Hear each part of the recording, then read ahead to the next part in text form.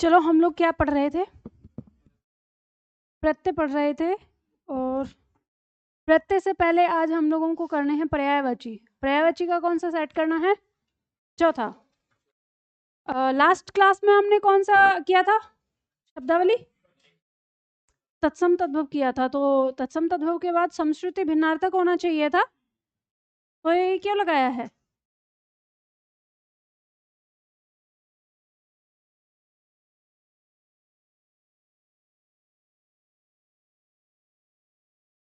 क्रम से चलेंगे ना, पढ़ना पड़ेगा, बिना पढ़े काम नहीं चलेगा।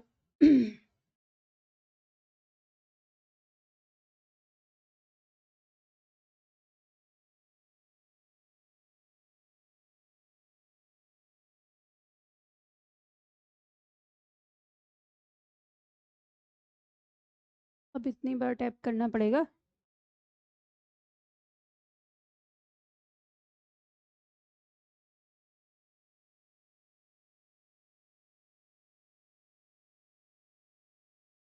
पेज नंबर बताइए कौन सा है?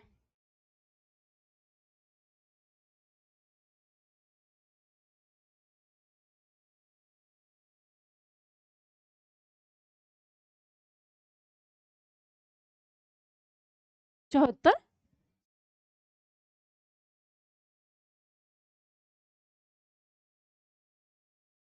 समश्रुति भिन्नार्थक का ना, मेरे पास 144 आ रहा है।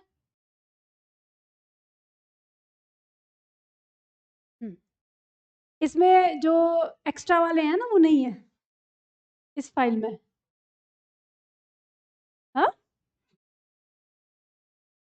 देखो जो सेट बना के दिए हैं वो तो आपको याद करनी ही है, लेकिन बहुत सारे छा 3 चलेगा। ये हो गया 2 3।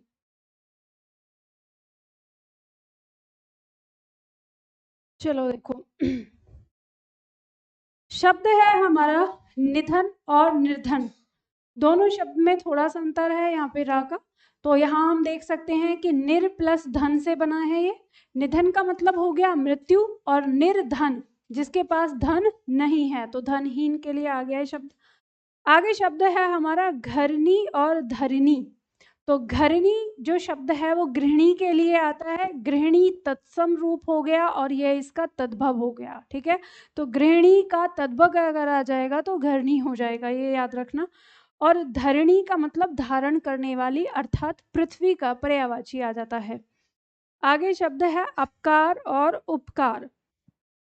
अप प्लस कार से मिलकर बना है और उप प्लस कार से मिलकर बना है। उप का अर्थ अच्छे से आ जाता है और अप का मतलब बुरे से। तो कार माने करने वाला, तो बुरा करने वाला अपकार यानी बुराई, और उपकार अच्छा करने वाला भलाई। ठीक है, इस तरह से शब्द को याद रखेंगे। शब्द है हमारा आगे गूंथना और गूंदना। शब्द में जो अंतर है वो थ और द का है। तो देखो, गूंथना का मतलब हो गया जैसे सिलना, जैसे कपड़ा गूंथा जाता है, सिलाई करते हैं। ठीक है, और गूंदना हो जाता है मसलना, जैसे आटा गूंदा जाता है। तो दोनों में अंतर रखना, अक्सर बोलने में ना उल्टा उल्टा कर देते हैं। जैसे आटा गूंथना कह देते हैं, तो आटा गूंथा नहीं जाएगा, कपड़ा गूंथा जाता है जो सिलने के लिए। तो याद रखना इसे। शब्द है हमारा आगार और आकार। आगार कहते हैं भंडार को, ठीक है, और आकार कहते हैं आकृति को। आगे शब्द है कीड़ा और क्रीड़ा। थोड़ा सा अंतर है। कीड़ा कहते हैं कीट पतंगा जो होता है, ठीक है, और क्रीड़ा संस्कृत नाम है खेल का। ठीक है, खेलने को हम ये कह सकते हैं। हमने खेल क्रिया यहाँ पे ले ली हिंदी में, और इसका संस्कृत है क्रीड़ा। ठीक है, अब ये तत्सम तद्भव नहीं है, ये ध्यान रखना। कभी ये कहें कि संस्कृत का है तो तत्सम तद्भव हो जाएगा। आगे शब्द है गड़ी और शब्द है घड़ी। तो गड़ी का मतलब दबी हुई, जैसे जमीन में कोई चीज गड़ी हुई, और घड़ी मतलब जो होती है समय बताने वाला यंत्र, या पल के लिए प्रयोग करते हैं। ठीक है, जैसे कहते हैं एक घड़ी दो घड़ी, तो मापक हो जाएगा एक तरह से। आगे शब्द आता है हमारा आदि और आदि। शब्द है आदि और आदि, और आधी और आती। शब्द इस तरह से दिए हैं, चारों शब्द एक जैसे हैं। तो ये जो आदि है इसका मतलब है आरंभ यानी शुरुआत, किसी भी चीज की प्रारंभ, किसी भी चीज का प्रारंभ। तो आदि यानी जिसमें छोटी ई की मात्रा लगी है, और आदि जिसमें बड़ी ई की मात्रा है, इसका मतलब है आदत या लत लगना। जैसे कहते हैं कि वह शराब का आदी है, तो मतलब शराब की लत लगी हुई से आदत है। आधि शब्द का अर्थ हो जाएगा पीड़ा से, ठीक है। आधि इसी से बनता है शब्द व्याधि, ध्यान रखिएगा।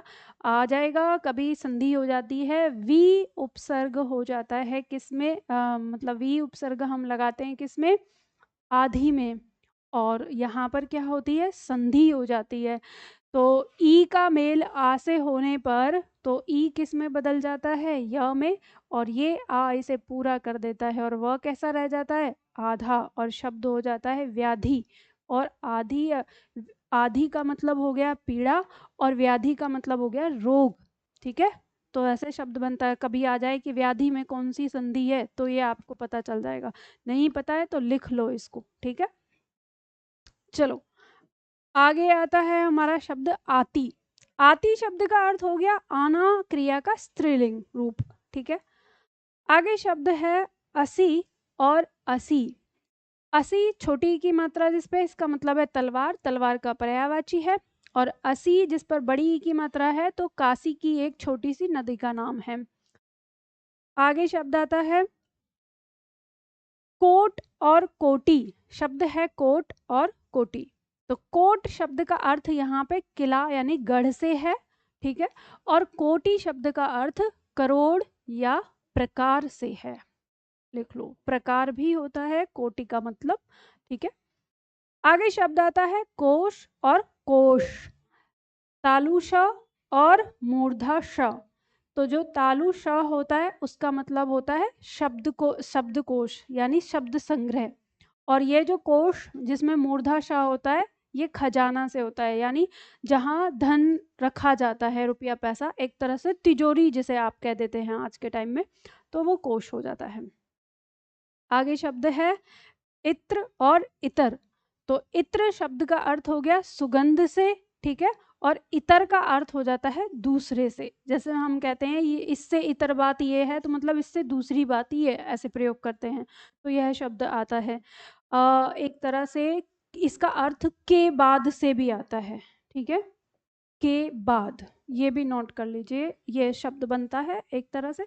जैसे हम कहते हैं विवाहितर, तो मतलब विवाहितर, तो उसमें ये इतर शब्द ही जुड़ता है। या उत्तरोत्तर जैसे शब्द होते हैं, तो उत्तर के बाद आता है उत्तर, तो वहां पे ये शब्द इतर, तो इसका अर्थ के बाद से भी आता है शब्दों में।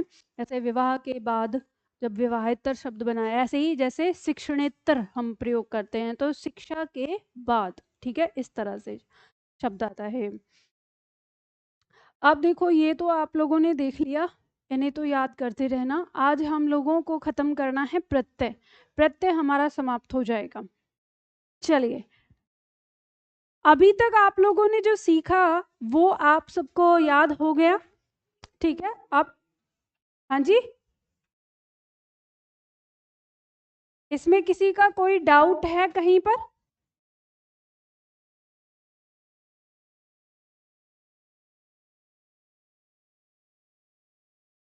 लास्ट पॉइंट हमने पॉइंट नंबर 6 तक कर लिया था। अब देखते हैं पॉइंट नंबर 7 क्या कह रहा है। पॉइंट नंबर 7 कह रहा है कि एक से अधिक प्रत्यय वाले शब्द। अब बहुत सारे शब्द आपके ऐसे आ जाते हैं जो एक से अधिक शब्द आपके, मतलब एक से अधिक प्रत्यय लगे होते हैं। तो कभी आपकी परीक्षा में ये पूछ सकता है कि एक से अधिक जो प्रत्यय है, मतलब कि इस शब्द में एक से अधिक प्रत्यय हैं या नहीं है। या कई बार ऐसा होता है कि वो उसमें 2 प्रत्यय लगे होते हैं और आपसे अंत में पूछ देगा इस शब्द में कौन सा प्रत्यय लगा हुआ है, 2 में से कोई एक दिया रहता है। वहाँ शायद हो सकता है आप कंफ्यूज हो जाएं कि इसमें तो दोनों प्रत्यय लगे हैं लेकिन पूछा एक है। तो आपको जब भी प्रत्यय के बारे में बताना होगा, अंतिम प्रत्यय के बारे में बताना होगा कि अंत में जो दिखाई दे रहा है, भले ही उसमें 2 हो, ठीक है। तो जैसे मान लो एक शब्द है हमारा, यहाँ पर शब्द है, पहले इसे तो छोड़ दो, ये जो ऊपर जो दिया है इसे तो मैं बताऊंगी, इसमें तो संदेह है। जैसे शब्द है सामाजिकता, तो सामाजिकता शब्द में हमारा मूल शब्द जो आता है वो है समाज, और इसमें पहला प्रत्यय है एक और उसके बाद क्या है ता। अब मान लीजिए कि सामाजिकता शब्द आपके सामने दिया है और आपसे ये कहे कि सामाजिकता शब्द में प्रत्यय बताइए, और विकल्प में आपका ऐसा दिया हो कि आ प्रत्यय है या आ प्रत्यय है या फिर ता प्रत्यय है या फिर कता प्रत्यय है, ऐसे दे दिया, तो अब आप कहेंगे कि इसमें तो इक और ता प्रत्यय है, इसने ऐसा नहीं दिया है, तो अब यहाँ पे आपका उत्तर क्या रहेगा फिर? ता प्रत्यय है। ठीक है, तो यानी जो सामाजिक शब्द है उसमें हमने ता जोड़ के बता दिया। तो अंत वाले को आपको बता देना है, अगर अंत वाला ना मिले तब बात अलग है कि आपको वो नहीं मिल रहा है तो क्या उत्तर देंगे। ठीक है, या फिर दोनों ही वो पूछता है। अब वो ऐसे भी पूछ लेता है, प्रश्न कर सकता है कि सामाजिकता शब्द का विवरण दीजिए। अगर ऐसे पूछ लिया कि सामाजिकता शब्द का विवरण दीजिए, तो अब आपको बताना होगा, तो इसमें फिर तीनों को खोल के लिखना होगा, मूल शब्द, फिर उसका प्रत्यय और फिर उसका प्रत्यय। अब आगे शब्द है जैसे सौदागरी, तो इसमें सौदा जो शब्द है मूल शब्द है, फिर गर एक प्रत्यय है और फिर ई प्रत्यय है। इसी तरह से दयालुता शब्द जैसे दिया है, तो इसमें दया फिर आलू प्रत्यय है और फिर ता प्रत्यय है। ठीक है, अब जैसे दिखाया है और्जिकी शब्द दिया हुआ है, देखो और्जिकी शब्द जो बना है वो आपका वो किस तरह से बना है, ऊर्जा शब्द में पहले एक प्रत्यय जुड़ा है और फिर उसमें ई प्रत्यय लगा है। तो आपको पता है ना, जब हम इक जोड़ेंगे तो ये ऊ किस में बदल जाएगा, आऊ में बदल जाएगा, और आऊ में बदल जाएगा तो फिर शब्द क्या हो जाएगा, और्जिकी, और फिर और्जिक, ठीक है, और्जिक हो जाएगा, एक लगेगा और फिर ई लग के और्जिकी। तो ये ऊर्जा विज्ञान जो आता है, जैसे शास्त्र हम पढ़ते हैं भूगोल, या फिर हम जैसे भूगोल खगोल इस तरह से पढ़ते हैं, तो ऐसे ही ऊर्जा विज्ञान का नाम जो है वो और्जिकी है। अगर कभी शब्द आ जाए, मैंने जानकारी के लिए रख दिया है कि आपको पता चलेगा। ठीक है, अब जैसे ऊपर आपका शब्द है ये प्यासा, अगर हम प्यासा शब्द के बारे में अगर देखें तो इसमें दोनों चीज हो सकती हैं, ये अभी कोई ऐसा निश्चित नहीं है कि इसमें प्रत्यय है या संधि है या क्या है। तो आपकी परीक्षा में जैसे भी आपको विकल्प मिलेगा वैसा उत्तर आप दे देना। ठीक है, फंसना नहीं।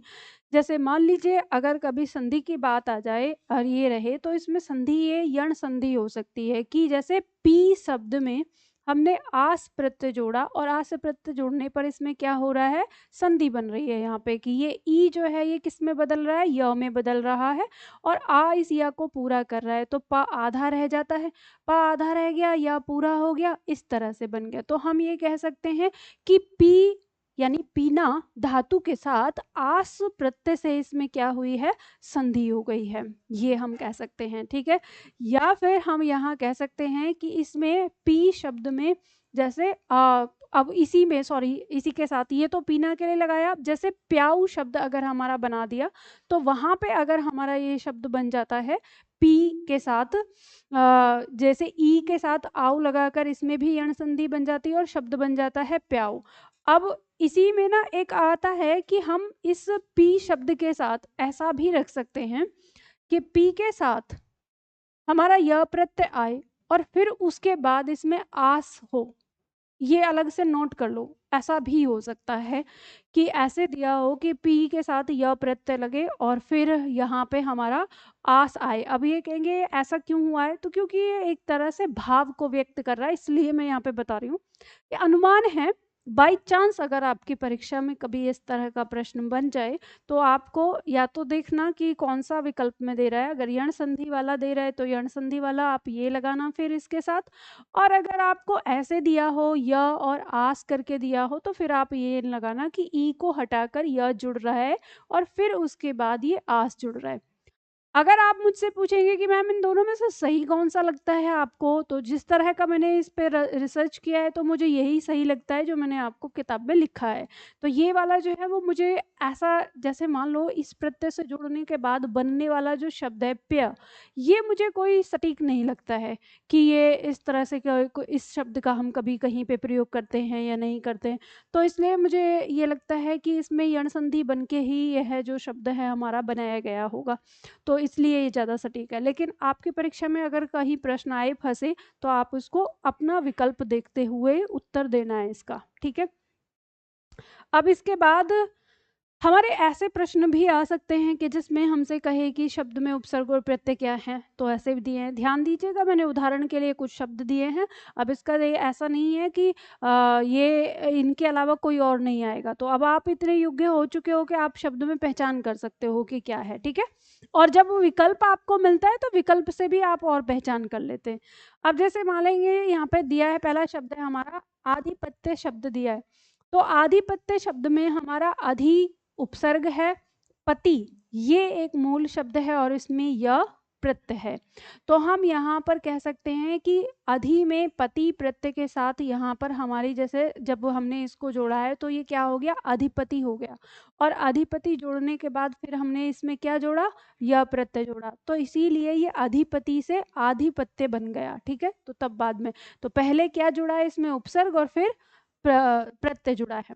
अब इस तरह से शब्द है हमारा अनधिकार। अब अनधिकार शब्द में अन उपसर्ग है, अधि उपसर्ग है और फिर कार प्रत्यय है। तो ये पूरा का पूरा उपसर्ग और प्रत्यय से बना शब्द है, इसमें मूल शब्द कोई नहीं है। तो हम यहाँ कह सकते हैं कि पहले उपसर्ग से प्रत्यय जुड़कर यह शब्द बना अधिकार, और फिर अधिकार का विलोम करने के लिए हमने अन लगाकर शब्द बना दिया अनधिकार। इसी तरह से अगला शब्द हमारा दिया है, जैसे व्याकरण है, तो वी आ ये हमारे क्या हो गए, उपसर्ग हो गए, और करण क्या हो गया, प्रत्यय हो गया, जिसका भाव तो करने से, ठीक है। तो ये हमारा शब्द बन गया। इसमें वी और आ में क्या हुई, संधि होती है। यहाँ पे चाहो तो लिख सकते हो ताकि याद रहे, वरना देख के भी पहचान कर सकते हो, और फिर उसके बाद ये जुड़ जाता है। तो शब्द बन गया व्याकरण। व्याकरण का मतलब हो जाता है भली भांति जिस सीखना, ठीक है, अर्थ आ जाता है। तो यानी नियमबद्ध तरीके से जब हम सीखते हैं तो किसी चीज को, वही उसका व्याकरण कहलाता है। अब शब्द है यहाँ पे प्रागैतिहासिक शब्द बना है। तो ये इसमें उपसर्ग क्या लगा है, प्राक, ठीक है, और फिर शब्द है इतिहास और उसमें जुड़ा है इक। तो यहाँ पे जो हमारा शब्द है ये बनता है कैसे, पहले तो इतिहास में इक जुड़ता है तो क्या बन जाता है, ऐतिहासिक, और फिर उसमें प्राक जुड़ जाता है।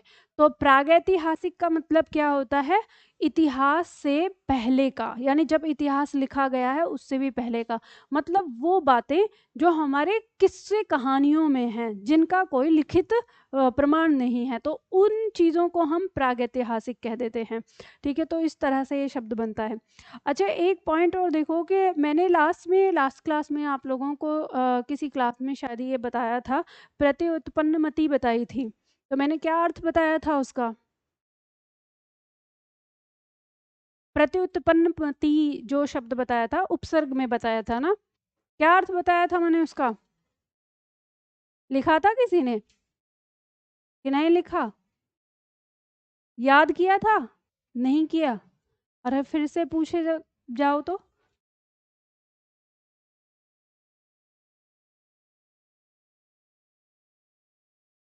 कोई याद नहीं है, उदाहरण भी बता, ऐसे ही भूल जाते हैं।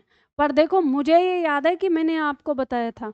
मुझे कल रात सोते समय एक बात याद आई कि मैंने आप लोगों को इसका अर्थ गलत बता दिया है, और ये आज की क्लास नहीं है, उपसर्ग की क्लास थी, मुझे इतना भी याद है। और ये याद नहीं उपसर्ग की पहली या दूसरी क्लास होगी, पर मैंने उपसर्ग में ही बताया था आपको। उस समय मैं आप लोगों को बता रही थी और मैंने उदाहरण भी दिया था कि जैसे हम किसी को कोई जवाब दे रहे हैं तो उसका जवाब देने में जो हमें कुछ, किसी ने हमको टोंट मारा और हमें उसका जवाब देना है, तो मैंने आपको बताया था कि प्रत्युत्पन्न मति का मैंने अर्थ गलत ये बता दिया था कि बाद में उत्पन्न होने वाली मति, ये मैंने गलती कर दी थी। लेकिन उसका एक्चुअली जो मीनिंग है वो ये है कि तत्काल उत्पन्न होने वाली मति। तो इसको करेक्ट कर लेना, या आपका अगर किसी, वैसे तो किसी के दिमाग में है ही नहीं, मुझे टेंशन लेने की जरूरत भी नहीं थी, है ना। तो हाँ, ऑनलाइन वालों को पता है, आप में से बताइए, आप में से किसी को पता था, याद था, कमेंट करिए जिसको अगर याद था तो। अब तो खैर मैंने बता ही दिया खुद ही, तो कह देंगे कि हाँ मैम हमको याद था, है ना। हाँ हाँ, तत्काल उत्तर देना। तो इसका जो अर्थ होता है वो होता है तत्काल, यानी जैसे किसी ने आपसे कुछ कहा और तुरंत की तुरंत उस पर टोंट मार देना, उसको कहते हैं प्रत्युत्पन्न मति, ठीक है। प्रति माने तत्काल। अब लिख लो, अब इसको लिख लो, आता है ये, देखो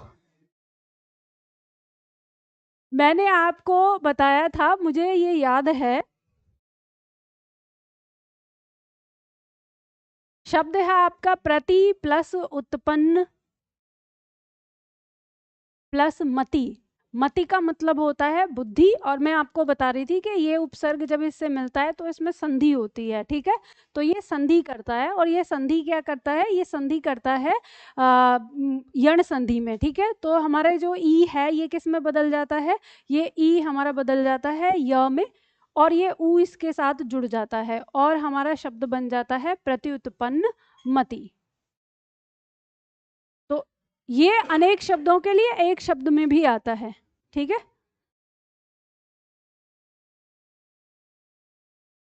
एक छात्र ने लिखा है कि मैम ये मैंने सच में लिखा है। चलो ठीक है, आप सुधार कर लेना। सच में लिखा है, अगर अर्थ इसका गलत लिख लिया हो तो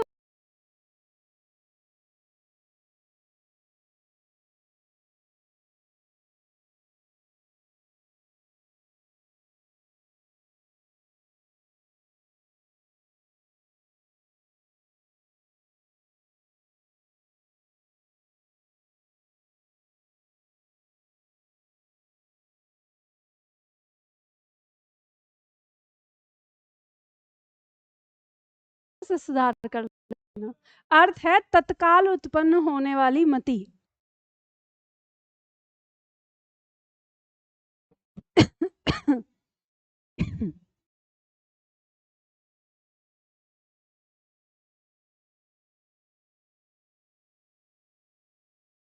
में आ गया आपको। अब लिखना है, परीक्षा में आता है ये आपका, ठीक है। अनेक शब्दों के लिए एक शब्द में पूछा जाता है शब्दावली में। और ये मुझे याद है, मैं आप लोगों को जो बता रही थी इसको इसलिए बता रही थी कि आप बड़ा एक कितना भी बड़ा शब्द क्यों ना हो, हमें जब पता होता है किससे बना होता है तो हम उसको आराम से लिख लेते हैं। तो वही समझाते हुए मैंने आपको बताया था, ठीक है। तो चलो, अब मुझे प्रागैतिहासिक से ये याद आ गया वही शब्द कि इनको ये बताना था। चलो, अब इसके बाद ये यहाँ पे हमने सीखा प्रत्यय लगाना, ठीक। अब इसके बाद हम सीखेंगे प्रत्यय के प्रकार, यानी प्रत्यय कितने प्रकार के रखे जाते हैं, कितने प्रकार के माने जाते हैं। तो जब हम प्रत्यय के प्रकार की बात करते हैं तो प्रत्यय मुख्यतः दो प्रकार के होते हैं, कृत प्रत्यय और तदित प्रत्यय, ठीक है। लिखना आज आपको कुछ नहीं है, समझना है बस यहाँ से, और बहुत आराम से आपको अगर प्रत्यय लगाने आपके आ गए तो आपको ना ये सारी चीजें बहुत आसानी से समझ में आ जाएंगी, बस आपको थोड़ा दिमाग लगाना है। हाँ, अगर किसी पॉइंट को याद रखने के लिए आपको कुछ कोड वर्ड बनाना हो अपना तो बस आपको थोड़ा दिमाग लगाना है। हाँ, अगर किसी पॉइंट को याद रखने के लिए आपको कुछ कोड वर्ड बनाना हो अपना तो वो आप बनाएगा। यहाँ पे हम देखते हैं जैसे, तो कृत प्रत्यय हमारा क्या होता है, सबसे पहले हम ये जानेंगे। परिभाषा कह रही है कि वे प्रत्यय जो क्रिया या धातु के अंत में, तो इसको बॉक्स में डाल लो जिससे कि आपको ये फोकस रहे कि हम किसकी बात कर रहे हैं। तो क्रिया या धातु के अंत में प्रयुक्त होकर उसके अर्थ में परिवर्तन करने वाले प्रत्ययों को हम क्या कहते हैं, कृत प्रत्यय कहते हैं। और कृत प्रत्यय से बनने वाले शब्दों को हम कृदंत कहते हैं। ये जो मैंने बॉक्स में डाला है इनको याद कर लीजिएगा, सीधा उठा के प्रश्न पूछता है इससे कि ऐसे पूछ लिया आपसे कि निम्न में से कौन सा शब्द कृदंत है। तो ये ध्यान रखना, यहाँ से जो प्रश्न बनेगा वो बनेगा, 4 विकल्प आपको दिया होगा और आपसे कहेगा कि इनमें से कौन सा कृदंत है। एक प्रश्न हो गया। दूसरा प्रश्न हो गया, इनमें से किस शब्द में कृत प्रत्यय लगा है। तो कृदंत तो वो हो गया कि वो शब्द जिसमें कृत प्रत्यय लगा है बनने वाला, और कृत प्रत्यय यानी उसमें लगा हुआ, दोनों का मतलब एक ही है। वो प्रश्न को दो तरीके से पूछ सकता है। तो जब वो कहेगा कि कृदंत या कृत प्रत्यय की बात करेगा तो हम उसकी पहचान कैसे करेंगे, तो हम पहचान करेंगे कि वो जो प्रत्यय होगा वो किसी धातु यानी क्रिया में लगा हुआ होगा, तो वो क्रिया से बना शब्द होगा। जैसे उदाहरण के तौर पर पढ़, पढ़ से हमारा जो शब्द बन के आया है पढ़ाकू, तो यहाँ पर ये जो आकू शब्द है ये क्या हो गया, कृत प्रत्यय हो गया, और पढ़ाकू जो है ये क्या हो गया, कृदंत हो गया। अब यहाँ पे तैर शब्द है, ये हमने आक में आक प्रत्यय इसमें लगाया, तो आक प्रत्यय क्योंकि तैर क्या है, एक धातु है, इसमें लगाया तो आक हमारा कृत प्रत्यय हो गया, और तैराक जो है वो क्या हो गया, कृदंत हो गया, ठीक है। इसी तरह से मर, ये धातु है और इसमें ईयल लगाया है, तो ईयल हमारा क्या हो गया, कृत प्रत्यय, और मरियल क्या बन गया, कृदंत बन गया। कह, कह धातु है, इसमें हमने आवत लगा के, आवत हमारा कृत प्रत्यय हो गया और कहावत हमारा क्या हो गया, कृदंत हो गया। बताइए इसको समझने में कोई दिक्कत? ऐसे ही सीधा प्रश्न आएगा, 4 विकल्प में से बताइए किसमें कृत प्रत्यय है या कौन सा कृदंत है, ये पूछेगा, ठीक है।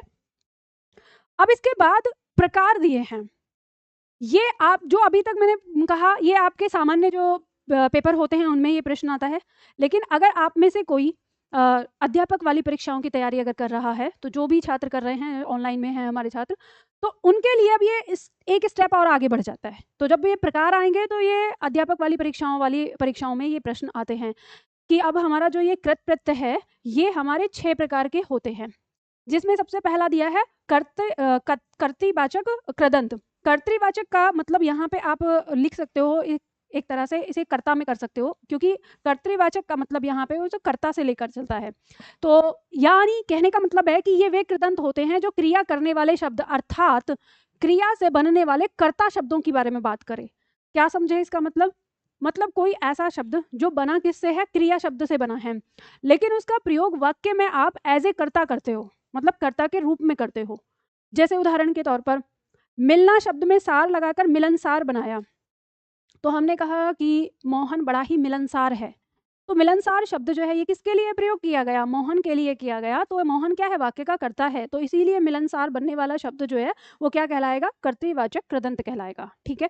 उसी तरह से जैसे मान लो खेल से क्या बना, खेल में आड़ी प्रत्यय लगाकर शब्द बनाया खिलाड़ी, तो हमने कहा खिलाड़ी दौड़ रहा है, तो यहाँ पर काम को करने वाला कौन है, खिलाड़ी, तो खिलाड़ी कर्ता के रूप में काम कर रहा है। तो इसलिए हम अगर ये कहें कि यह कौन सा कृदंत है, तो वो हमारा मतलब कृदंत कहलाएगा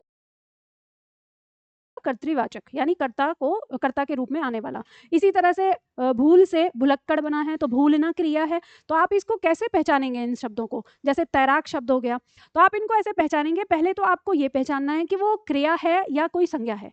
तो यहाँ आपको पता चल गया कि मिलनसार में मिलना, भुलक्कड़ में भूलना, और खिलाड़ी में खेलना, और तैराक में तैरना, ये क्रिया है, और इस क्रिया से बने ये शब्द हैं, तो ये कृदंत हैं। अब यह किसके रूप में आ रहे हैं, तो वो आपको पता चल जा रहा है कि यह कर्ता के रूप में आ जा रहे हैं, तो इसलिए ये हमारा क्या कहलाता है, कर्तृवाचक कृदंत कहलाता है। बस इतना सा है, समझे बात को। ठीक है, चलो अब परीक्षा में जो प्रश्न आएगा वो यही आएगा कि निम्न में से कर्तृवाचक कृदंत को पहचानिए, इस तरह का प्रश्न आता है। दूसरा पॉइंट आता है आपका गुणवाचक। गुणवाचक कृदंत में होगा, बन किससे रहा है, क्रिया से ही बनेगा, लेकिन वो दिखाएगा किसको, गुण को दिखाएगा एक तरह से। जैसे सुहा से सुहाना शब्द है, उससे आवना लगा के सुहावना बना है। मौसम बड़ा ही सुहावना है, तो किसको दिखा रहा है, गुण को दिखा रहा है। ठीक है। टिकना से आव लगाकर टिकाऊ बना है, तो इसकी विशेषता ही बता रहा है, गुण को बता रहा है कि ये चीज़ तो टिकाऊ है। ठीक है। ऐसे ही लुहाना से लुहावना बना, और बिकना से बिकाऊ बना। तो ये उसकी क्या बता रहे हैं, एक तरह से विशेषता यानी गुणों का बोध करा रहे हैं, तो ये गुणवाचक कृदंत फिर कहलाएगा। इसके बाद आता है आपका शब्द कर्मवाचक कृदंत। तो ये कृदंत होंगे जो किससे बने हुए होंगे, क्रिया से बने होंगे, लेकिन ये जब भी अगर हम इनका प्रयोग करेंगे तो ये हमको कर्म के स्थान पर देखने को मिलेंगे। जैसे यहाँ खेल शब्द से यानी खेलना से क्या बना है, खिलौना। तो खिलौना, बच्चा क्या करता है, हम कहते हैं बच्चा खिलौने से खेल रहा है, तो किससे खेल रहा है, खिलौने से, तो ये कर्म के रूप में भी आ जाता है ये शब्द। या जैसे हम कहें कि ओढ़ना से ओढ़नी बनी है, तो ये एक तरह से कर्म के रूप में आ रहा है। हालांकि अगर मैं ये देखूँ सही से आपको समझाऊं तो ये आता वाता कुछ नहीं है, ये वस्तु का नाम आ रहा है, तो इसको आप ऐसे समझो, क्योंकि जब आप कर्म को समझोगे तो आपके दिमाग में सब उल्टा पुल्टा हो जाएगा। तो इसको ऐसे समझ लो, मतलब कर्म छोड़ो, आप इसको ऐसे समझो, जब किसी खेलना या जब किसी क्रिया से कोई वस्तु बन रही होगी, ठीक है, ऐसे ज़्यादा सही रहेगा, इससे आपको याद रहेगा। जब किसी क्रिया से कोई वस्तु बन रही होगी, जैसे खिलौना बना और ओढ़नी बनी, तो उसे आप किस में रखेंगे, कर्मवाचक में रखेंगे, ये ज़्यादा सटीक है उससे, कर्म से, क्योंकि आप उधर कर्म की तरफ ले जाएंगे तो फिर वो उल्टा पुल्टा हो जाएगा वाक्य में प्रयोग करने से। तो आप ये रखो कि वो जब उसे हम वस्तु के रूप में बना रहे हैं। चौथा आ जाता है करणवाचक कृदंत। ये बनेंगे क्रिया के साधन, यानी क्रिया जिससे होती हुई नजर आएगी आपको, तो तब ये आपके करणवाचक कहलाएंगे। जैसे झाड़ू, हम झाड़ रहे हैं, तो झाड़ना शब्द से ही बना है, लेकिन हम जो क्रिया करते हैं वो किसके माध्यम से कर रहे हैं, झाड़ू के माध्यम से कर रहे हैं, तो ये आ जाएगा। ठीक है। ऐसे ही मथना, मथना से बनी है मथानी। मथानी समझते हो ना, जो दूध बिलोने वाली होती है उसको कहते हैं। ठीक है, उसी से, हाँ, रई बोल देते हैं उसको। और बेल से, बेलना से बना है बेलना, मतलब बेलन जिसे कह देते हैं। तो ये भी हमारे वस्तु के नाम आ रहे हैं। अब आपके दिमाग में ये डाउट तुरंत आ सकता है कि मैम ऊपर भी वस्तु के नाम आ रहे हैं, नीचे भी वस्तु के नाम आ रहे हैं, तो दोनों में पहचान कैसे करेंगे कि कर्म है कि करण है हमारा। तो वहां पर ये ध्यान दीजिएगा कि जो भी मर्जी लगाई जाएगा, क्योंकि मैं इसमें कुछ नहीं बता सकती। मैंने इतनी रिसर्च करी, मैंने इतनी सारी रिसर्च करी और देखा कि मेरा दिमाग ही खराब हो गया, मेरा माथा खराब हो गया। फिर मैंने क्या किया, जो किताबों में सेम टू सेम उदाहरण है और सेम टू सेम परीक्षा में आएंगे, तो सेम टू सेम याद कर लो, इसे एक भी एक्स्ट्रा नहीं मिलेगा। तो ऐसे ही हिंदी में कुछ पॉइंट आपके आएंगे तब आप समझेंगे कि हाँ कैसे है। तो पहली चीज तो मैं ये कहती हूँ कि 2 भागों में बांटा, कृदंत और तदंत। इतना ही पर्याप्त था। इनको कर्म में, कर्ता में, इनको करण में बांटने के बाद और फिर ये भी बांटे हो तो फिर कहाँ जाके सो गए? हमारे प्रश्नों का जवाब भी तो दो।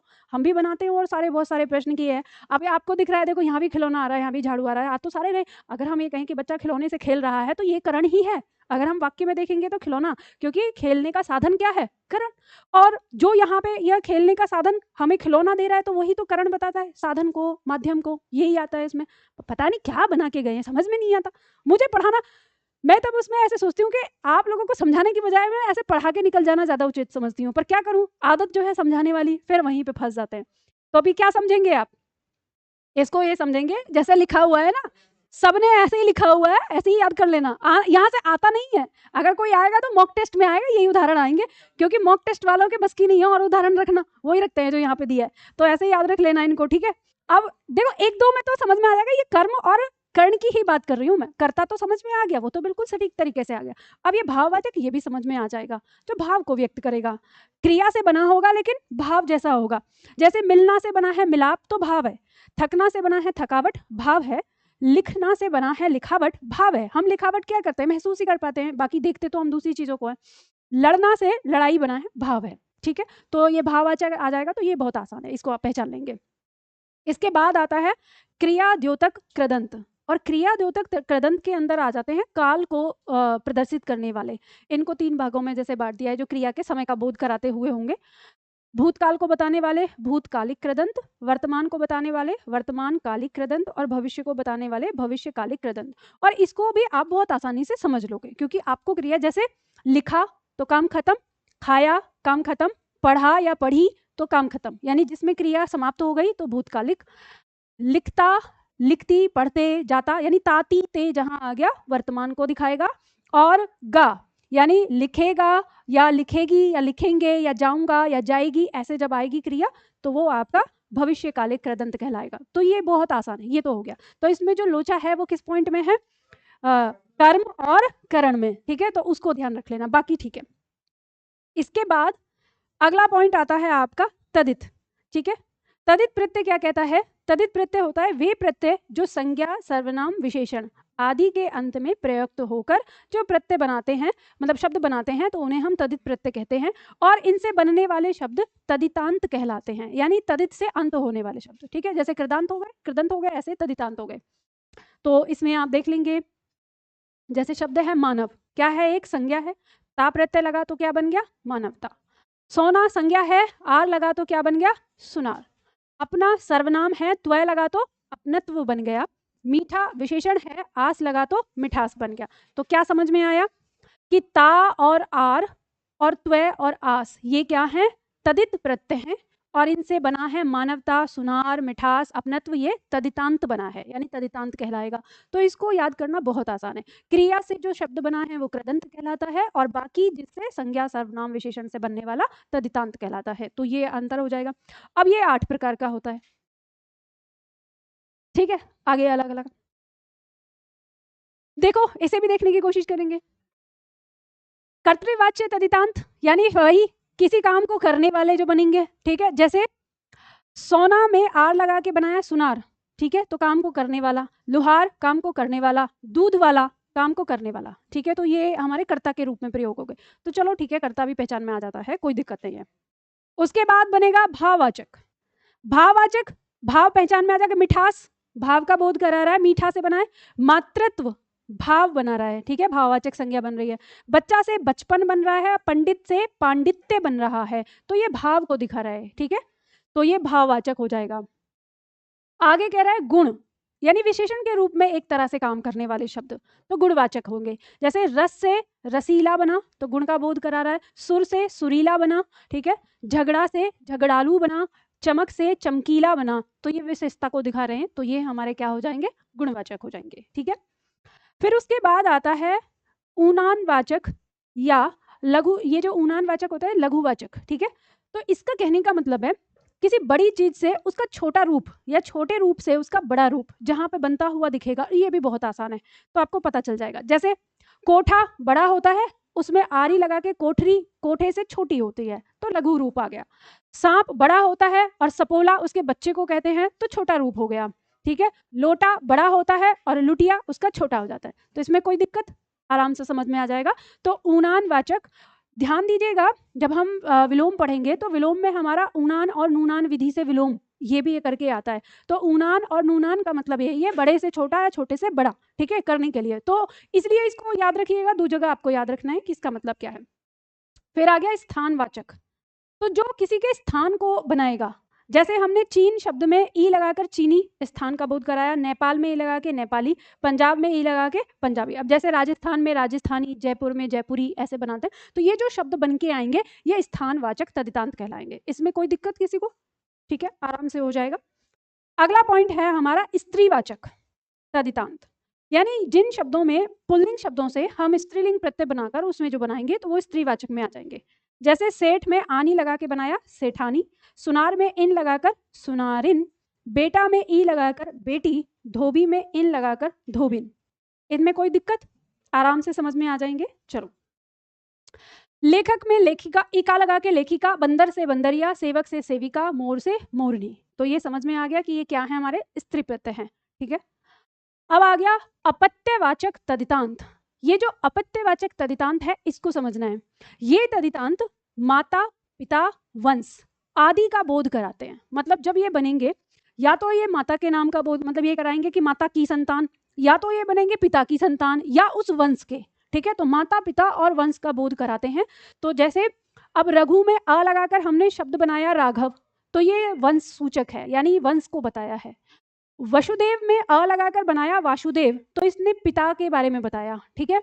और गंगा में ए लगाकर बनाया गांगे, तो इसने माता के बारे में बताया। तो जब कोई प्रत्यय ऐसे बताएगा तो वो क्या कहलाएगा, अपत्यवाचक तदितांत कहलाएगा।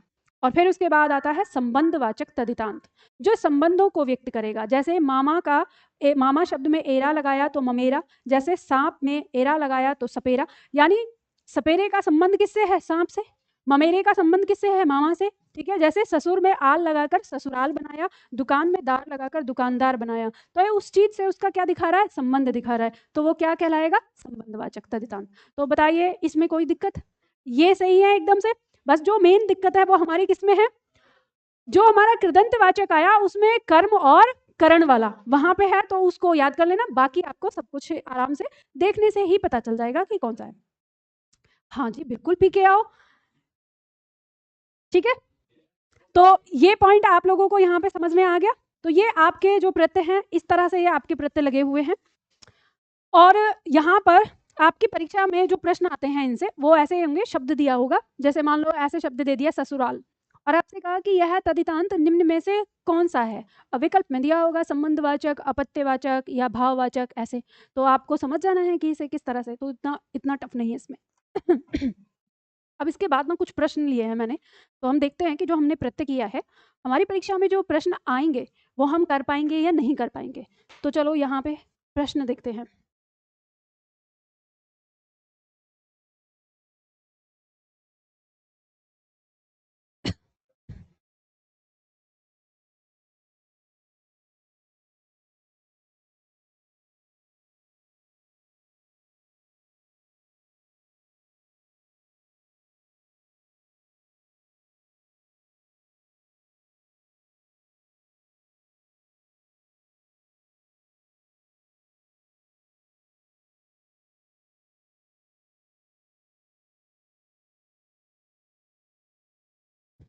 चलो बताइए, प्रश्न है आपका, आराम से पढ़ना, जल्दबाजी किसी को करनी नहीं है, ठीक है।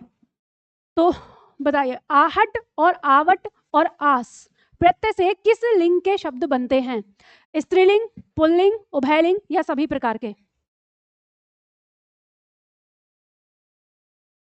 ये तो मैम ने कहीं नहीं पढ़ाया, ठीक है।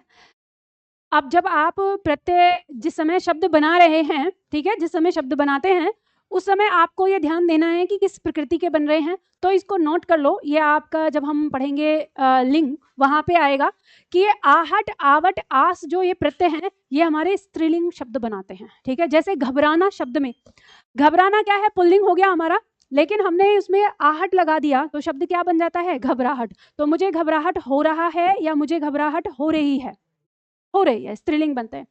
तो यहाँ से अब एक तरह से प्रश्न इस तरह से आया था, दूसरा आपको और भी परिवर्तित करके बोल सकता है, दे सकता है कि निम्न में से कौन सा शब्द, कौन सा प्रत्यय ऐसा है जो पुल्लिंग शब्द में लगने के बाद स्त्रीलिंग बनाएगा। तो 4 विकल्प में आपके दिए रहते हैं। तो उसमें एक बार आपका आहट पूछा गया, एक बार आवट पूछा गया। तो जैसे सजना शब्द में हमने आवट लगाया तो सजावट बन गया। तो सजावट हो रही है या सजावट हो रहा है? हो रही है, ठीक है, स्त्रीलिंग। तो इस तरह से आपको ध्यान देना है। तो उत्तर क्या हो जाएगा? स्त्रीलिंग। अब ऑनलाइन में जिन छात्रों ने पुल्लिंग बोला है उनका गलत हो गया, ठीक है। चलो आगे देखो, प्रश्न संख्या 2। आतिथेय में प्रत्यय है कौन सा? ए, इथेय या ईय? कौन सा होगा? का, खा, ग, ख, ठीक है। तो ये आपको पता चल गया अतिथि शब्द में। आगे आप देखें अगला शब्द, चचेरा, ममेरा, फुपेरा शब्द में कौन सा प्रत्यय है? पहला, दूसरा, यहाँ पे दूसरा, एरा, ठीक है, ये बनेगा। आगे देखो अगला प्रश्न, अक प्रत्यय किस विकल्प में है? चालाक, तैराक, उड़ाक, लिखावट, तरावट, बनावट, मरियल, सड़ियल, अड़ियल, सेवक, ग्राहक, लेखक। तो किसमें है? अच्छा मैं आप लोगों से पूछती हूँ ये सेवक में मूल शब्द क्या है और ग्राहक में मूल शब्द क्या है? ग्राहक क्या होता है? देखो अरे ये जो शब्द है ना आपका, ये बना है ग्राह्य शब्द से। ग्राह्य शब्द अगर हम देखें ना तो ये ग्राह्य ऐसे बना होता है, हल लगा होता है इसमें, ठीक है। इस ग्राह का मतलब ग्रहण करना होता है, लेना, ठीक है। ग्राहक किसको कहते हैं? जो लेने के लिए आता है दुकान पे, उसी को तो बोलते हैं ग्राहक। तो उससे बना है, संस्कृत शब्द है ये, ठीक है। ये ग्राह्य जो है धातु है, ठीक है। तो हाँ, तो उससे बना है ग्रहण करना, और ग्रहण करने में अक लगाते हैं हम प्रत्यय, तो क्या बनता है? ग्राहक। अब शकल से देखने में ऐसा हो सकता है कि आपको उर्दू शब्द लगे, लेकिन ये क्या है? संस्कृत शब्द है, ठीक है। अच्छा लेखक में बताइए, लेख। मरियल में कौन सा प्रत्यय है? कौन सा? ईयल। तो देखो इन तीनों में क्या है? ईयल प्रत्यय है, ठीक है। इनमें लिखावट, तरावट, बनावट में आवट है और इनमें चालाक, तैराक, उड़ाक में आक। मूल शब्द पता है ना? चालाक में क्या है? चाल का मतलब, अरे नहीं, चतुर से, वहां चाल, ये जो चाल शब्द का मतलब है वो चतुर से है, ये चलने वाली चाल नहीं है इस उस तरह से, ठीक है, चलना नहीं है वो। तो चाल मतलब ये कहते हैं ना, मैंने ऐसी चाल चली है, मजा आएगा, वैसे ये कहते हैं। तो वो चाल मतलब, हाँ नहीं, अरे वो चेस वाली चाल भी नहीं होता, एक तरह से जो कहते हैं ना, हम इसे क्या कह सकते हैं, एक तरह से क्या बोलूं उसके लिए ऐसा शब्द, चाल शब्द आप समझ रहे हैं, एक तरह मतलब जो हम एक तरह, अरे यार ये समझ में नहीं आ रहा, शब्द दिमाग में घूम रहा है, षड्यंत्र हम कह सकते हैं। एक तरह जो षड्यंत्र जब हम करते हैं ना, तो वो उसी चाल, नेगेटिव पॉइंट है, मतलब हाँ नेगेटिव पॉइंट में। अब आता है निम्नलिखित शब्दों के मूल शब्द तथा उनमें लगे प्रत्यय का एक युग्म गलत है, वह क्या है? बताइए। दिया है सुंदरता का सुंदर प्लस ता, कठिनाई का कठिन प्लस आई, आर्ष का अर्ष प्लस आ, और पांचवा का पांच प्लस वा। तो इसका सही क्या होगा? इसका सही क्या होगा? ऋषि प्लस अ, ठीक है। चलो, पांडव शब्द में कौन सा प्रत्यय है? कृदंत प्रत्यय है, तदित प्रत्यय है, स्त्री प्रत्यय है, अव प्रत्यय है?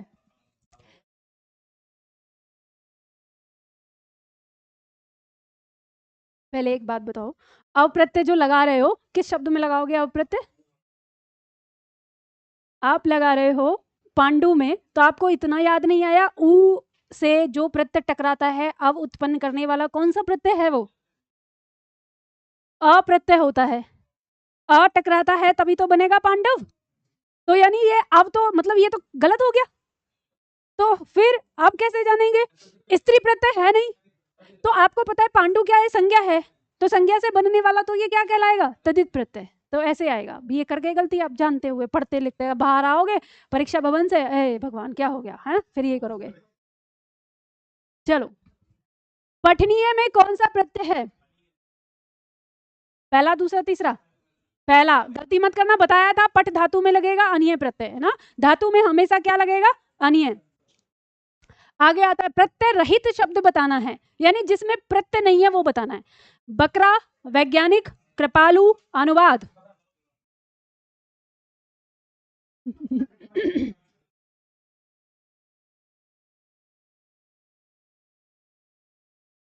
ध्यान रखना, जिस शब्द के पुल्लिंग से स्त्रीलिंग बनता है तो मतलब उसका अंतिम वर्ण जो है वो एज ए प्रत्यय गिना जाता है। तो जैसे बकरा से बकरी बन सकता है, इसका मतलब बकरा में आ प्रत्यय है। ठीक है, ये याद रखना। ऐसे ही भेड़ से भेड़ा शब्द बनेगा और शेर से शेरनी शब्द बनेगा, जैसे आएगा तो बहुत सारे शब्द आते हैं। आपको एकदम बिल्कुल वैसा शब्द चाहिए जो बिल्कुल भी परिवर्तित ना होता हो। ठीक है, अगर वो उससे बना रहा है, जैसे मान लो दादा शब्द से दादी बन रहा है, तो दादा में फिर आ प्रत्यय है, ये याद रखना। तो वैज्ञानिक में इक प्रत्यय जुड़ा है, दयालु में आलू, अनुवाद में ये आपका किससे बना है। तो शब्दों को थोड़ा सा तोड़ के देख लो ना आगे, कि उससे बेहतर भी तो कोई हो सकता है ना। समझ गए? तो जो ये पॉइंट अभी देखा इसको आगे याद रखना। जमादारिन शब्द के अंत में कौन सा प्रत्यय लगा हुआ है? आइन, आरिन, रिन, इन। इन। जमादार शब्द में इन प्रत्यय लगाया है। ठीक है, पुल्लिंग शब्द में इन लगाकर बनाया है, तब हमारा बना है। ठीक है, आगे देखो। जब किसी क्रियात्मक शब्द के पीछे प्रत्यय लगता है तब वह प्रत्यय कहलाता है, और जो नया शब्द बनता है उसको क्या कहते हैं? कृदंत कहते हैं। ठीक है, अनुज शब्द को स्त्रीवाचक बनाने के लिए आप किस प्रत्यय का प्रयोग करेंगे? आ प्रत्यय का। ठीक है, अनुज का मतलब क्या होता है? अनु का मतलब पीछे, और जो जन्मा, जो पीछे जन्मा है तो छोटा भाई होता है, वो अग्रज होता है। ठीक है, बड़ा भाई जो है वो अग्रज होता है, तो अनु का मतलब होता है पीछे, तो पीछे जन्मा छोटा भाई वो भी बड़ा होता है। ठीक है, ज्येष्ठ बड़ा होता है और उसका कनिष्ठ, कनिष्ठ जो आएगा वो छोटे में आएगा। ठीक है, विलोम आता है, अविलोम आता है, ज्येष्ठ का विलोम कनिष्ठ। ठीक है, आगे देखो, अगला प्रश्न बताओ। निम्नलिखित पद इक प्रत्यय लगने से बने हैं, इनमें से कौन सा पद गलत है? दैविक, सामाजिक, भौमिक, पक्षिक। शब्द ही नहीं होता तो ये गलत है। देखो ये किससे बना है? देव है इसमें, इसमें क्या है? समाज है। ठीक है, इसमें क्या है? भूमि। ठीक है, और इसमें क्या हो गया? तो इसमें कुछ नहीं है, ये शब्द जो है ना पक्ष से बनाया। अब जब पक्ष है तो पक्ष में एक लगा के तो पक्षिक नहीं पाक्षिक बनता है अगर बनेगा तो। ठीक है, तो यही हो जाएगा उत्तर हमारा। सुत शब्द को स्त्रीवाचक बनाने के लिए किस प्रत्यय का प्रयोग किया जाएगा? तो सुता बनाएंगे तो आ हो जाएगा। अध्यात्म शब्द में इक लगने पर क्या शब्द बनेगा? ए बी सी डी में से बताओ। देखो इस पर यहाँ पर बड़ी की मात्रा आ गई। देखो जब भी सुनो, ध्यान दो, जब चारों ऐसे हो ना तो ऐसे पहचानना मुश्किल होगा आपको। पूरे शब्द में जाके ना ये देखना है गलती कहाँ पर है। ठीक है, तो इसमें बड़ी ई है तो ये कट जाएगा। ठीक है, अब यहाँ देखेंगे इसमें आ दिया है, ये कट जाएगा। अब ये यहाँ पे दिया है आध्यात्मिक, और ये शब्द दिया है आध्यात्मिक, तो इसमें य नहीं है। ठीक है, जो दो बता रहे थे गलती हो गई ना, तो आध्यात्मिक ये हो जाएगा। ठीक है, पॉइंट समझ में आ गया? चलो, सचरित्रता। हाँ जी,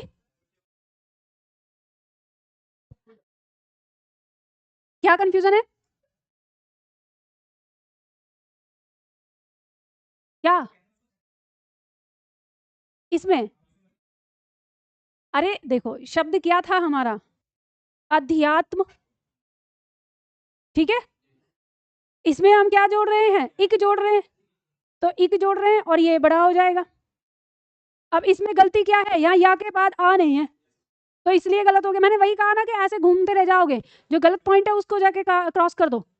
तो यहाँ पे आध्यात्मिक तो आपको दो आ चाहिए ना, यहाँ पे भी और यहाँ पे भी। ठीक है, समझ में आ गया? चलो, सचरित्रता में मूल शब्द क्या होगा? सचरित्र, चरित्रता, चरित्र, यानी में से कोई नहीं। बता, ये शब्द मिलकर बना है आपका सत प्लस चरित्र प्लस ता। तो मूल शब्द क्या आ गया इसमें? बहुत बार रिपीट हुआ है, ये गलती कर देते हैं। निम्नांकित में से कौन सा शब्द कृदंत प्रत्यय से बना है? रंगीला, बिकाऊ, दुधारू, कृपालु। देखो कृदंत ऐसे याद रख लेना एक बार। क है कृदंत तो क है क्रिया, तो क से कृदंत, क से क्रिया, ऐसे याद रखेंगे आप। तो यानी कृदंत चाहिए क्रिया से बना हुआ। तो देखो ये रंग से बना है, ये बिकना से बना है, दूध से बना है, और ये कृपा से बना है। तो यहाँ दूध, कृपा और रंग ये तो हमारी संज्ञा हो गए, तो क्या बना? बिकाऊ। ठीक है, तो एक कृदंत हो जाएगा। निम्न में से कौन सा शब्द कृदंत प्रत्यय से बना है, बताइए? मानवता, सामाजिक, मिठास और दिखावा। फिर से क्रिया चाहिए यानी देखना, तो दिखावा जो है बना है। मीठा, समाज, मानव, तो संज्ञा है ना, और संज्ञा और विशेषण। निम्नांकित में से कौन सा शब्द तदित प्रत्यय से बना है? तदित बताना है। तैराक, मिटाना, दुधारू या लिखना। तो अब आपको पता है कि हमें तदित चाहिए यानी संज्ञा या सर्वनाम या फिर विशेषण। तो तैरना, मिटना, दूध और लिखना, तो हमें संज्ञा कहाँ मिल रही है? दुधारू में। ठीक है, तो यही हो जाएगा हमारा। मुस्कुराहट सजावट में प्रत्यय है कौन सा? आहट, आवट, आहट, वट, राहट, आवट, आवट, राहट। क्रॉस अपना लो, जैसे आवट दिया है यहाँ पे, हमें मुस्कुराहट में पहले आहट चाहिए, कट गया। राहट नहीं होगा, वट नहीं होगा। क्रॉस विधि से जरूर चलना जब भी ऐसा आए, इसलिए क्योंकि कई बार हम देख नहीं पाते, समझ कुछ और रहे होते हैं और आंसर कुछ और लगा देते हैं। जब ऐसे आएंगे तो उनको क्रॉस विधि से एकदम, ये 100% आपका सही बनता है फिर। ठीक है, चलो प्रश्न संख्या 20। निम्नलिखित पद में कौन सा पद व्यया प्रत्यय लगाने से बना है? रवैया,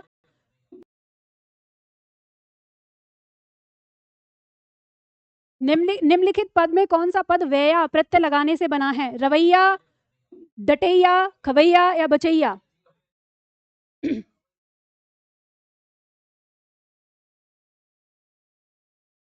खिवैया होता है, खिवैया होता है, और बचैया होता है। एक चा और आता है इसमें, आधा आएगा बचैया में। ठीक है, ये भी गलत हो जाएगा, ये भी गलत हो जाएगा। और डटैया, इसमें भी डबल टा होता है। ठीक है, तो ये भी नहीं, रवैया। ठीक है,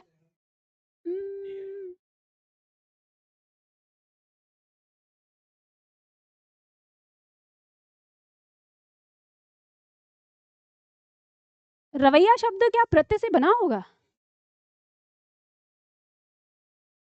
मैं वही तो सोच रही हूँ, क्योंकि रवैया तो हम तेवर को कह देते हैं, व्यवहार को कह देते हैं।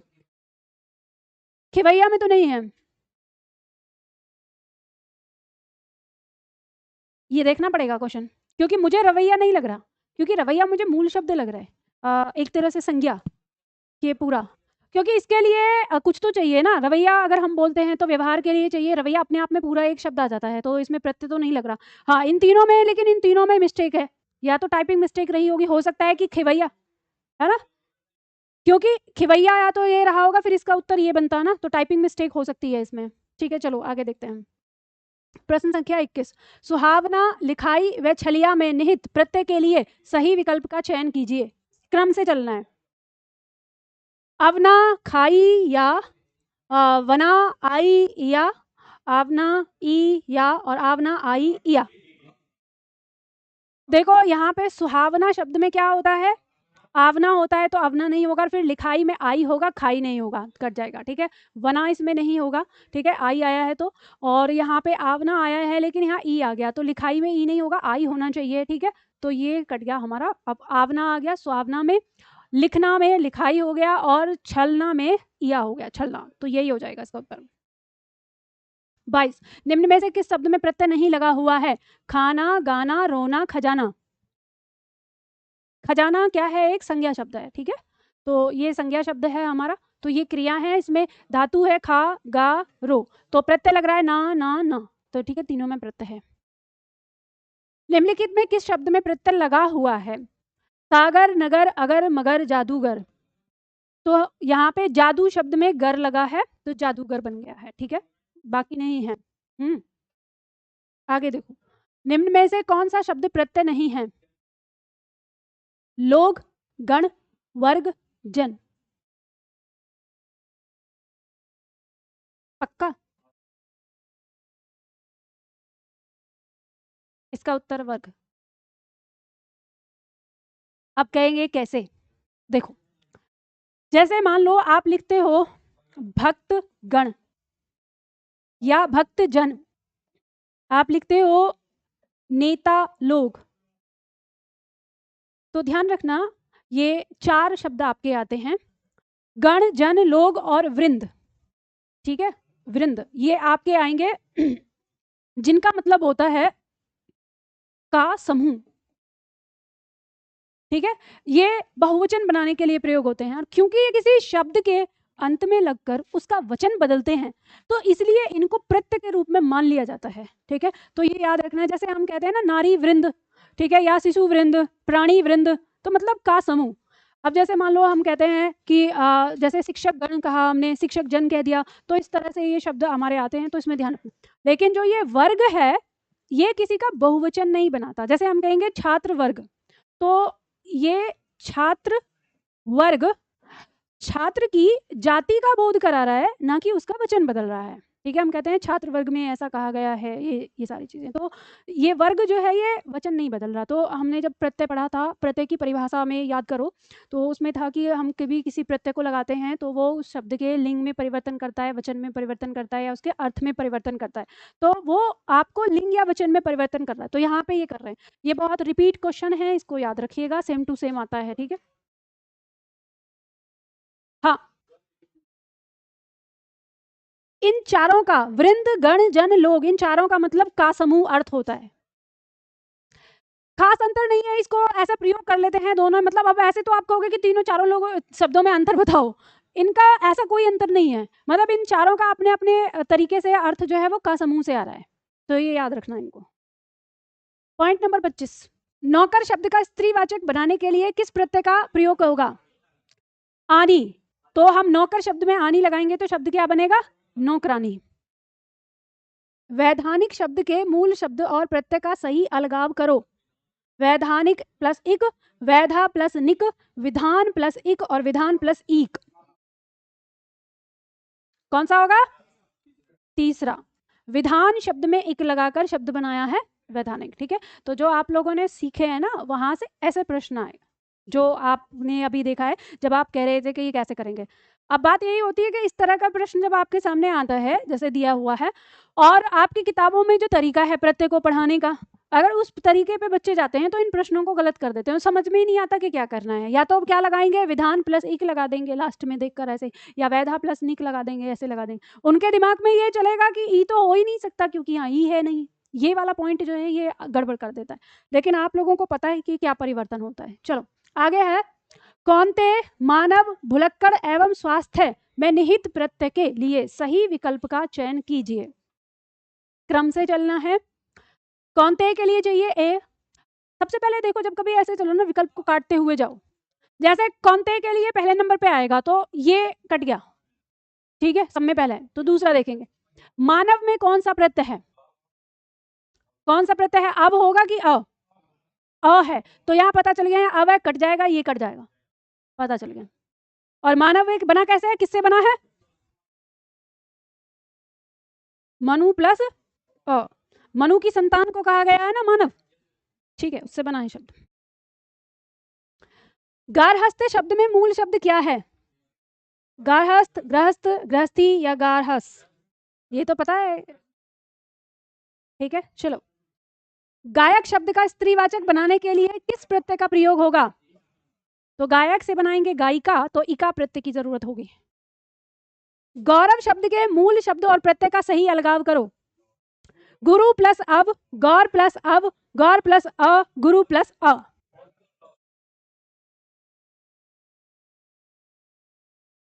दूसरा ख, ख कौन कह रहा है? गौरव शब्द का शब्द बनेगा गुरु प्लस अ। ये अ इस ऊ से जब टकराएगा तो अव बन जाएगा, तो र को पूरा कर देगा, अव बन गया। और जब ये पहला स्वर उ ये बड़ा हो जाएगा, दीर्घ परिवर्तन। और गौरव, गुरु का मतलब बड़ा होता है, श्रेष्ठ से होता है, और गौरव का मतलब क्या होता है? जब कहते हैं हमें अपने देश पर गौरव है, तो बड़प्पन जो हमारे मन में भाव उत्पन्न होता है उसी को तो गौरव कहते हैं। महात्म्य शब्द में मूल शब्द क्या है? महान, महात्मा, महात्मा या महात्म मां। कौन सा? क ख ग घ। सी। महात्मा किससे बना? अगर मूल शब्द हो जाए यहाँ पे, देखो इन यहाँ पे जो ये मूल शब्द दिया है, अगर यानी ऐसा होता यहाँ पर शब्द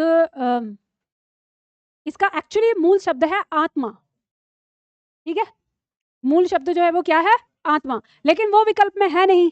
जब वो विकल्प में नहीं है तो आपको वो शब्द लेना है जिसमें यह जुड़ा है, तो इसलिए आप महात्मा लेते हैं, ठीक है। तो मूल शब्द पता है ना कैसे, इसमें महा जुड़ा है और फिर यह प्रत्यय लगा है, पहले ये दोनों जुड़ा है फिर यह प्रत्यय लगा है। बताइए, आर्स, लुहार, औदार है, घबराहट में निहित प्रत्यय के लिए सही विकल्प का चयन कीजिए, कौन सा होगा? क ख ग घ में क्या होगा? क्रम से चलेंगे, आर्स में अ है तो ये कट गया, ये कट गया। लोहार में आर है तो यहां भी है, यहां भी है। औदार्य में क्या है?